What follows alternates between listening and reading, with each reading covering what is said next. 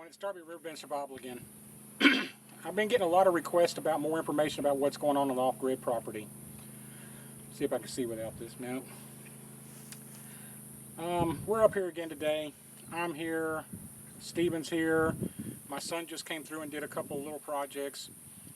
The newest member of the community up here, Sid, is up here right now. I may get him on the video. Y'all seen him on the previous videos. What I want to talk about today is people always want to know what's going on, what are the updates, what are the projects. One of the things that everybody needs to understand, and I know I sound like a broken record when I say it, it's just friggin' hot. It's 103, 104 degrees today here. The wind's almost dead for some reason. So we have to work around the temperature. Having said that, we have very few trees. I know some of the videos make it look like there's a lot of trees, but we just really don't have a lot of trees. So we have to take care of the ones that we have. The ones that we have are mesquite and weesage. Here in a minute I will reset the camera and I will show you. We have mowed and taken care of, and we're trimming even the weesage, which is it's a nasty tree, but it's what we have.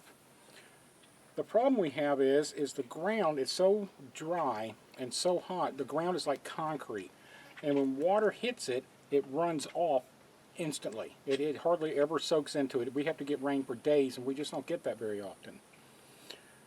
So the reason we don't plant a lot of other trees is because we have to do supplemental watering to keep them alive. All those trees that Stephen has planted, he has to come out here every couple of days and water them. That's fine. However, the majority of the trees up here are indigenous to here with the mesquite and the weesage. So the project that I've started this week, I actually began at home because of this temperature. Plus I have a full woodworking shop at my house. So what takes me 15 minutes there would take me an hour here with hand saws and temperature and drilling by hand, or even with cordless drills, all that. It's easier for me to start a lot of these projects at home and then bring them up on the weekend and install them or put them together. So what I'll do here is, I skipped a part here. The project I'm doing is I'm putting borders and wood chips around the trees that are around the cabins. I'm going to start on doing that. The reason being is because with the wood chips on it, the moisture will stay in there longer. The trees will be healthier and grow better, and it also makes it easier for when we're mowing up here. We don't have to weed eat to get the clumps off that grow around the base of the trees. When I get the camera reset, I'll show you what it looks like to start with, and then I'll put the project together and I'll show you the finish. But for now, take a look at this. It came out kind of silly looking, but I don't care.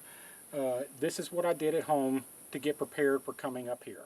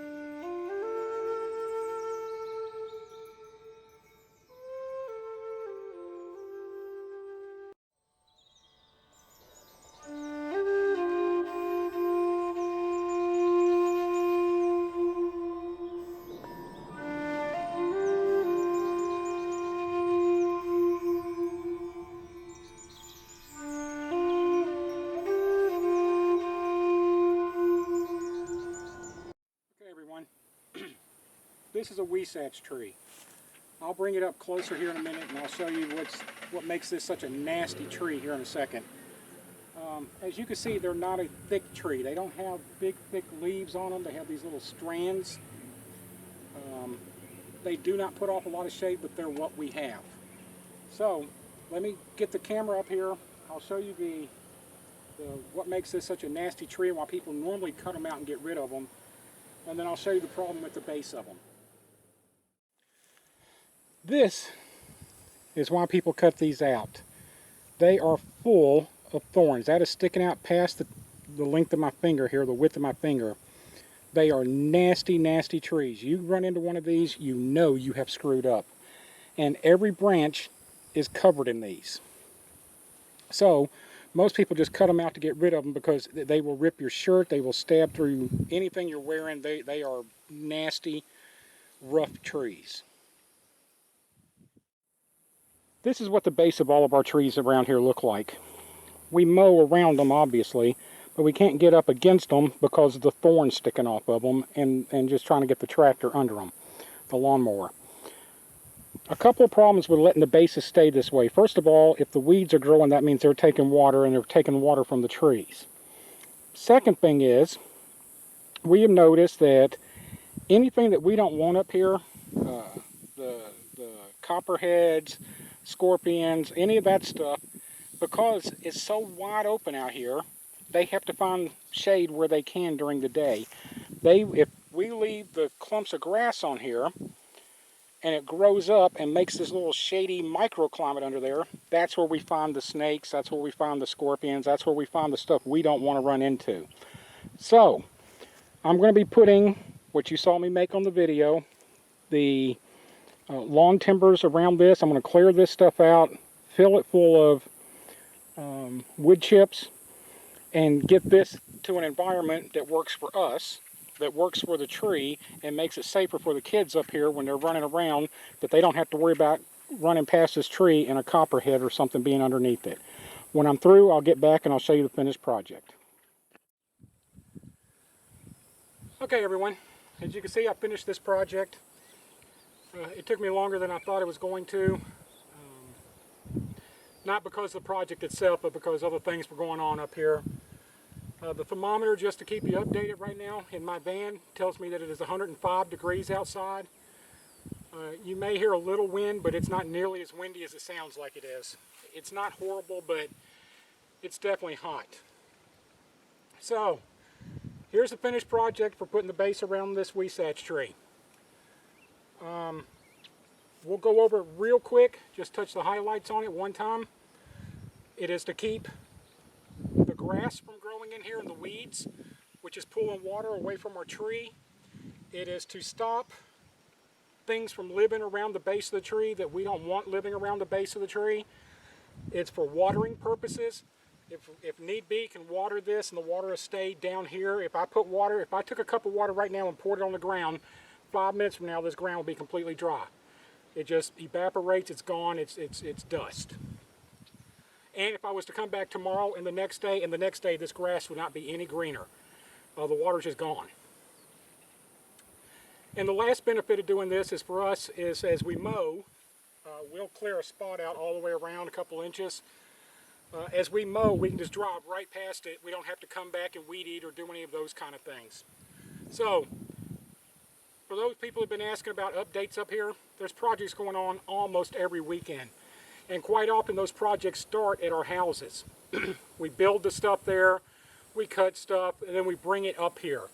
If it's a big project, we have a couple of people meet us up here, or people meet us up here. My son, Stephen, Sid, some of Stephen's friends, they'll come up and they'll help us if we have to move something big or have a big project.